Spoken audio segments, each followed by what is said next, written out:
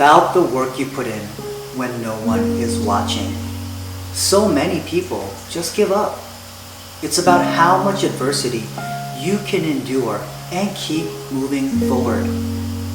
So here we go again. We're facing yet another wave of pain and struggle, and whether you like it or not, it's time to embrace it. And just when you think you're out, life just hits you again with yet another unexpected hurdle. So what now? Do we try to go back to business as usual? Or are we going to use this as an opportunity to get better? We've got to find a better way. An innovative, sustainable way for the future generations to come. Now is the opportunity. So look around you. Look at all the things that are going on in our world. All the signs are there. The old ways of doing things simply aren't working anymore. We've got to find a better way. You know, my story began in 2009 during the global financial crisis. I was a 24-year-old architect in New York City, frantically trying to relocate to Orlando, Florida to save my parents' hotel. Looking back on those times, there were so many dark, depressing, and painful memories, but ultimately, the drive came from the years of sacrifices and hard work that I witnessed my parents overcome in order to provide me with a better life and more opportunities.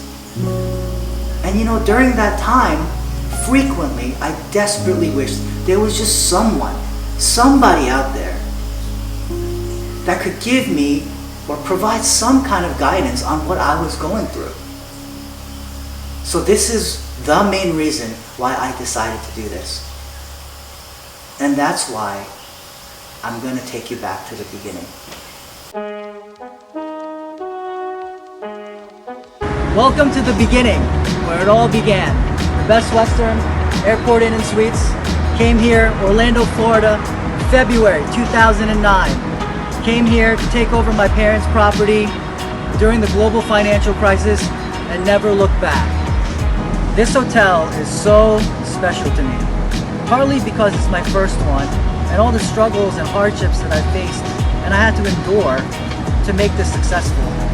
And another part of me is, this was another chapter of my life. Coming to a new city, a new state, trying to help my parents out and achieving a goal that I set out for myself. So I spent 5 long years living here, living right there on the 5th floor, room 521. We had converted 2 rooms into a suite. I had put a temporary kitchen in there so that I could cook and eat. But most of the time I was in the office, down over there, just plugging away, looking through all of my financial statements, figuring out every single day how to save my parents' business. When I first got here, this property was in foreclosure. I had close to $6 million of debt on it. Our equity was basically wiped out. And because of the fact that our net operating income was so low, we could not service our debt and we were having trouble keeping the lights on. Our occupancies had dropped down to 30%, roughly 60% of where it used to be, so our cash flows were just not there. The solution that I found was transparency, talking to your lender, dealing with the inevitable, and making sure that the lines of communication were open. So one of the first things that I thought was to renovate this property. We put in a $1 million renovation during the first few months that I was here.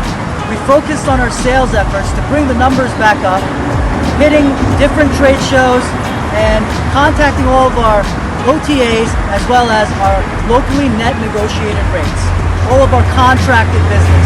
And finally, I was able to negotiate a note purchase from my existing senior lender while working out a secondary mortgage from the SBA 504 loan. I want to thank all the people that helped me throughout this process. I learned an incredible amount in terms of operations, sales and marketing, financing, and overall leadership.